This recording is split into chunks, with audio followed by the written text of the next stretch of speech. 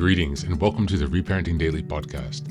In this podcast, we'll dive deep into reparenting, exploring all of the tools and resources that you'll need to help you along your journey. This podcast is divided into 3 sections. The first is a daily reading. The second is a discussion of the reading followed by suggested journal prompts. And the last section is a peaceful meditation for closing.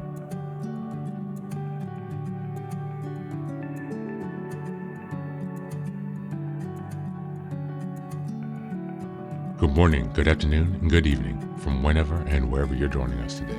I'm so glad that you're here as we continue on this journey of self-expansion and growth. If this is your first time, welcome. Before we dive in, a quick reminder. Like, share, and subscribe to this podcast on Apple Podcasts, Spotify, and YouTube. Your support here helps spread the word and grow this community of self-reparenting. Now for a few updates. First, I'm excited to introduce our Patreon community, where for a small monthly fee, you can join us for 3 weekly reparenting support meetings. Sundays, we have a guided meditation for emotional grounding. On Tuesdays, we have a book club discussion for deeper discussions and growth.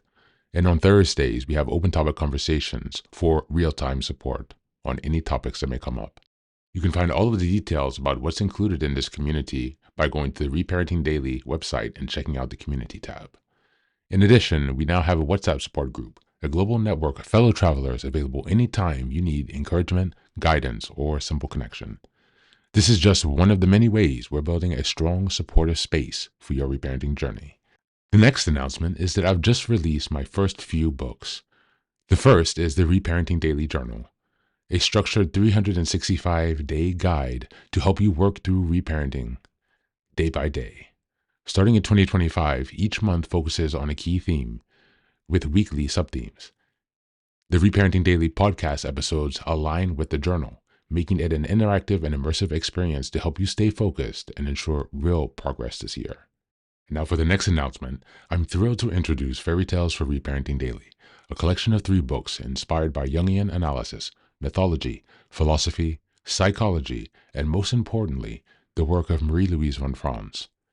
These short, simple stories are designed to help you reconnect with your inner child and experience healing through storytelling.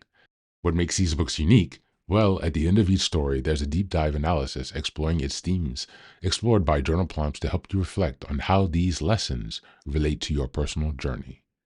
All of these books are now available on Amazon, so go ahead and take a look and support this project. Reparenting is a journey of growth, iterative change, and continuous improvement. Much like nurturing the bonsai tree, it requires patience, care, consistency, and attention. Thanks for being here and supporting this work, and for committing on your journey of self-expansion.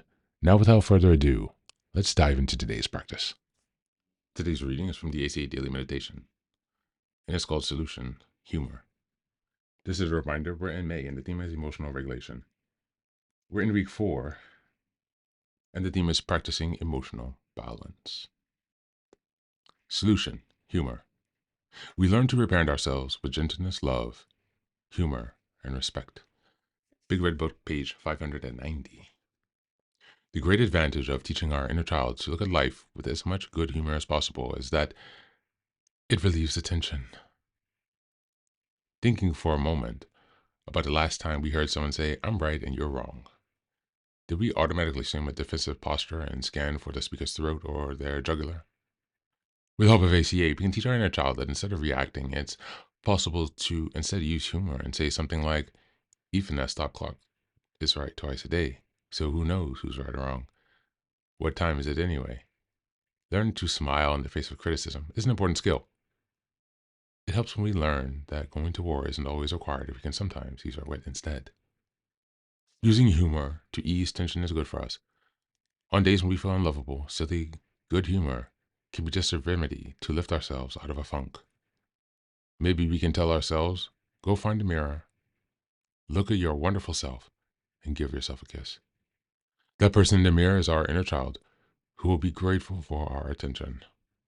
When we find the humor, we're helping our inner child's urge to have fun, something that didn't happen nearly enough while we were growing up. On this day, I remember that humor has a purpose, and that I can use it to my own advantage in the care and nurturing of my inner child. Thanks, and that's it for today.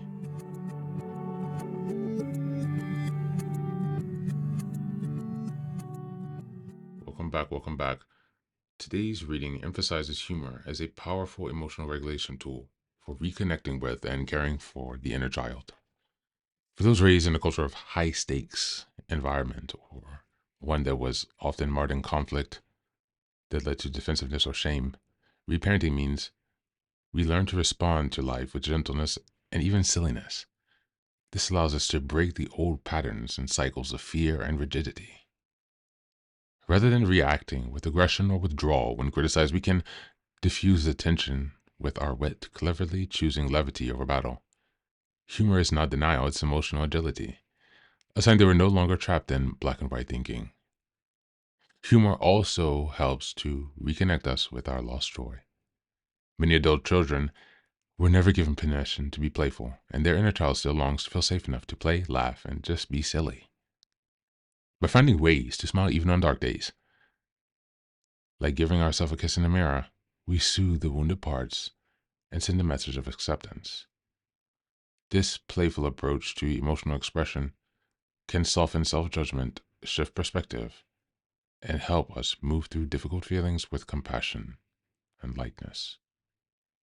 As we go to the journal prompts today, number 1, how can I use humor to shift my emotional state today without dismissing what I feel? Number 2, what is one silly or playful thing your inner child would love to do right now? And number 3, recall a moment when humor helped you emotionally regulate through a tough situation. What did you learn from that experience? That's it for today. As always, take care of yourself and be well.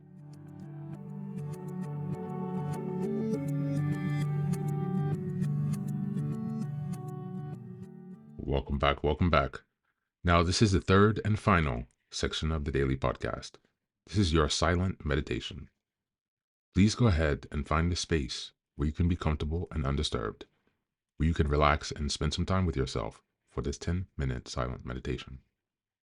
You can choose to be sitting, standing, lying down, or in whatever position makes you comfortable today. Take a moment to simply be with yourself.